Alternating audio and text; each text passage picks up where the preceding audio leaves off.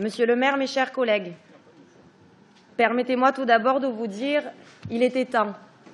Il était temps, en effet, pour votre majorité d'aborder lors du conseil municipal le rapport qui doit permettre de proposer à chaque enfant un parcours éducatif cohérent et de qualité avant, pendant et après l'école, en organisant en complément différents temps. Oui, il était temps, monsieur le maire, de valider le rapport nécessaire au versement des aides pour la mise en place des rythmes scolaires, le rapport sur le projet éducatif territorial. Une fois encore, le PEDT annexé à ce rapport nous a été transmis au dernier moment, il y a moins de 5 jours. Malgré près de 20 ans passés à la tête de l'exécutif municipal, nous constatons une fois encore que l'anticipation dans ce domaine, comme dans tant d'autres, n'est pas votre fort et que vous n'êtes donc pas dans des délais réglementaires. Mais bon, bien que hors délai, nous ne pouvons faire perdre encore plus de temps que vous n'en avez fait perdre aux familles marseillaises depuis septembre dernier.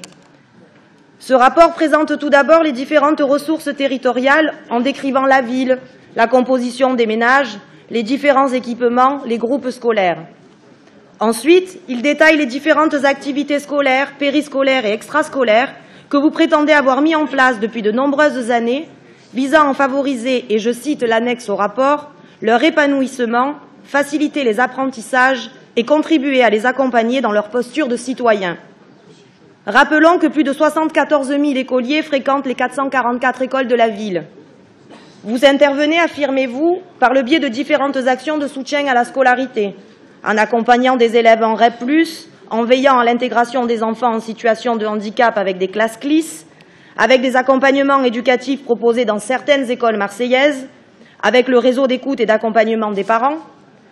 Vous intervenez également dans les temps scolaires en partenariat avec l'Éducation nationale, avec Marseille Mosaïque, Marseco, le prix Livre Jeunesse, l'école à l'échelle du numérique, et aussi dans les activités périscolaires, par le service de la jeunesse, comme les classes découvertes, les relais jeunes citoyens, l'agenda 21, le développement et l'amélioration des accueils de loisirs, les différents temps périscolaires. Que d'actions, monsieur le maire, mises en place au sein de nos écoles. C'est à se demander pour quelles raisons l'échec scolaire y est aussi prégnant. Ne viendrait-il pas du fait qu'entre la com municipale et la réalité, un véritable gouffre les sépare? Car à bien y regarder, nous pouvons nous rendre compte que les actions mises en œuvre ne concernent qu'une partie des écoliers marseillais. Par exemple, seulement 76 classes découvertes, soit 1681 enfants seulement, sur plus de 74 000. Nous pouvons nous rendre compte aussi qu'il y a là encore un manque de transparence sur certaines actions, notamment en ne communiquant pas la liste des écoles concernées et, le plus important, les résultats précis que ces actions apportent. Et puis, rappelons le fiasco de votre mise en place de la réforme sur l'année scolaire 2014-2015. En effet, vous faites un état de la situation actuelle sur les différents temps et présentez sans doute ce qui sera sans doute le nouvel emploi du temps de la rentrée, sans évoquer certains problèmes rencontrés depuis plusieurs mois, pourtant importants à soulever, comme les grèves de cantine, l'inexpérience de certains animateurs. Votre projet, monsieur le maire, propose plusieurs orientations.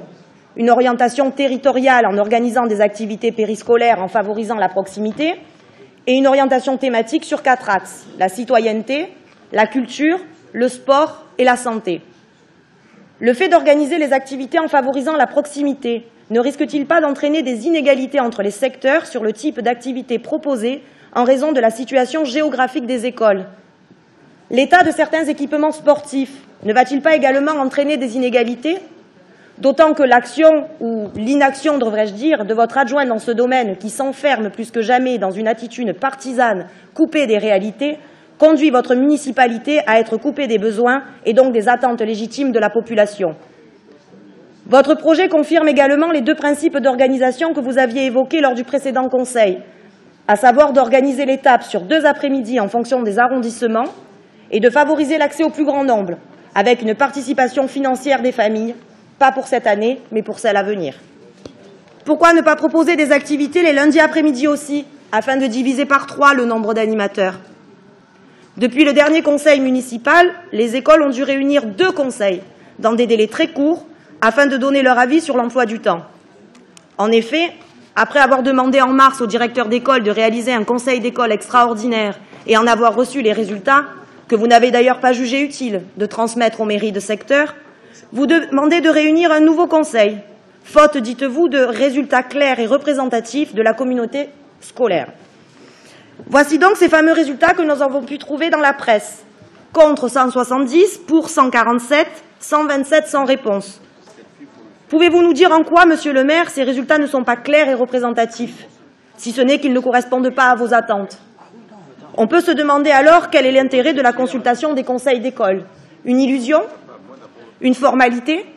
Et si en réalité, l'emploi du temps de la prochaine rentrée était déjà arrêté par votre municipalité avant même que les conseils ne soient passés? Si tel est le cas, monsieur le maire, autant l'exprimer clairement. Nous gagnerons un temps précieux. À l'issue des seconds conseils d'école, nous avons pu apprendre encore une fois par la presse que la majorité avait opté pour l'étape sur 2 après-midi en fonction des arrondissements. Ça y est, monsieur le maire, les écoles vous suivent enfin. 189 écoles pour, 147 étant contre, 14 ayant refusé de choisir, 10 blancs et 6 nuls, soit 366 écoles. Quid des 78 écoles restantes? Peut-on avoir un détail de ces votes école par école? La démocratie est bonne fille et se laisse volontiers manipuler pour atteindre l'objectif souhaité. Vous confirmez également le fait de demander aux familles une participation que vous qualifiez de minime en raison du coût trop important de cette réforme, mais pas pour cette année. Vos estimations sur ce coût oscillent, passant de 25 à 22 millions d'euros. 19,5 millions d'euros dans un article de la Provence de samedi 11 avril, expliquant que l'étape n'avait pu être mise en place au cours du premier trimestre. Quand nous avons demandé des précisions sur ce coût lors de la commission de jeudi dernier, votre adjointe, Madame Casanova, nous a répondu « C'est simple, 3 € de l'heure, multiplié par 3 heures, par enfant et par vendredi. » Pouvez-vous nous donner le détail de ces 3 €? Grosso modo, nous pouvons donc effectivement chiffrer avec cette formule la réforme à environ 22 millions d'euros, à condition que les activités fonctionnent 36 vendredis par an et que plus de 70 000 écoliers participent. À aujourd'hui, nous sommes encore loin de cette réalité, monsieur le maire, car votre rapport annonce une fréquentation de 40,6%, soit un peu plus de 30 000 écoliers. Tout démontre que vous pouvez donc éviter aux familles l'instauration de cette nouvelle taxe, à moins qu'elle soit destinée à d'autres fins moins avouables. Il y a tellement de domaines ou de caisses municipales à renflouer. Mais nous sommes satisfaits d'entendre aujourd'hui que vous avez revu votre copie, comme nous l'avions évoqué lors du précédent Conseil. Les familles marseillaises que vous avez largement contribué à appauvrir, 20% d'entre elles au moins vivent en dessous du seuil de pauvreté, méritent d'être épargnées de ce coût supplémentaire. Vous ne pouvez pas faire payer aux familles la mauvaise gestion qui est la vôtre sur le sujet. De plus, ne pouvant encore garantir une rentrée digne de ce nom, il était inconcevable de demander aux familles de payer un service qui ne sera pas rendu. Alors voilà, le compte à rebours a commencé. Si le conseil municipal et le recteur sont favorables à ce nouvel emploi du temps, il reste 4 mois et demi à peine d'ici septembre. Et il est crucial que la prochaine rentrée se passe dans de meilleures conditions que la précédente, car vous ne pourrez plus vous cacher derrière la responsabilité du gouvernement socialiste. Sans vouloir trop imiter mon collègue et voisin, M. Royer-Perrot, permettez-moi quand même de vous demander, monsieur le maire, vous proposez quoi? Vous proposez quoi face à ce manque d'expérience de certains animateurs dans certaines écoles? Vous proposez quoi pour mettre fin à ces grèves de cantine qui durent depuis la rentrée de septembre dans certains établissements? Vous proposez quoi face au préavis de grève des enseignants annoncé du 13 au 24 avril? Vous proposez quoi quand vous parlez de multi-activités? Où sont les activités de qualité évoquées lors des derniers conseils? Les réponses à ces interrogations ne figurent pas dans ce projet, pourtant de plus de 100 pages. La rentrée de septembre approche à grands pas et les familles sont inquiètes. Elles se demandent si elles vont revivre le même enfer que celui qu'elles subissent depuis 7 mois. Il est nécessaire, monsieur le maire, que les écoles retrouvent leur équilibre et leur sérénité. Une formation de plusieurs jours s'impose aux animateurs parfois très jeunes et sans expérience. Le BAFA ne fait pas tout, monsieur le maire, surtout quand il est délivré à la hâte après quelques jours de pratique. Pas plus tard que vendredi, nous avons à nouveau, ainsi que votre adjointe, Madame Casanova, été alertés par les parents et par le directeur de l'école des Lauriers, située dans le 13e arrondissement. Tous sont inquiets de la sécurité des enfants. Le portail de l'école serait resté ouvert tout un vendredi après-midi. D'après l'association que nous avons rencontrée en nous rendant sur les lieux, il y aurait seulement un animateur pour 25 enfants, avec une moyenne d'âge de 24 ans. Que comptez-vous faire, monsieur le maire, face à ces problèmes? Attendez-vous que l'irréparable ne se produise? Cette réforme, mauvaise certes, mais mal appliquée par votre municipalité, met en danger l'école de la République, l'organisation des familles et, le plus important, l'équilibre et même dans certains cas, la sécurité des enfants. Jusqu'à quand va-t-on faire, défaire et refaire l'emploi du temps des petits Marseillais? Espérons que la mise en place de cette réforme soit moins longue que la réalisation de la L2. Vous devez, Monsieur le maire, garantir aux familles que la rentrée prochaine se passera dans de bonnes conditions, que les 2 mois et demi avant la fin de l'année scolaire se dérouleront également dans un cadre sécurisé en évitant les grèves. Vous devez proposer des solutions pour tous et mieux communiquer avec les familles et les mairies de secteur. Les informations ne doivent pas nous être transmises par la presse. Nous devons avancer ensemble. Notre présence aux différents conseils d'école est une mine d'informations que nous sommes disposés à vous transmettre, mais vous préférez rester sourds, enfermés dans le centralisme municipal. Un centralisme qui s'apparente au mépris des mairies de secteur qui, comme celles des 13e et 14e arrondissements, sont informées de la situation par l'envoi des copies de vos courriers par les directeurs d'établissement et par des articles de presse.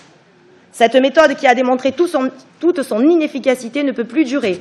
Nécessaire à l'avancement de nos écoles, mais sans concertation aucune, par manque d'information et de précision dans trop de domaines, nous nous abstiendrons sur ce rapport. Je vous remercie.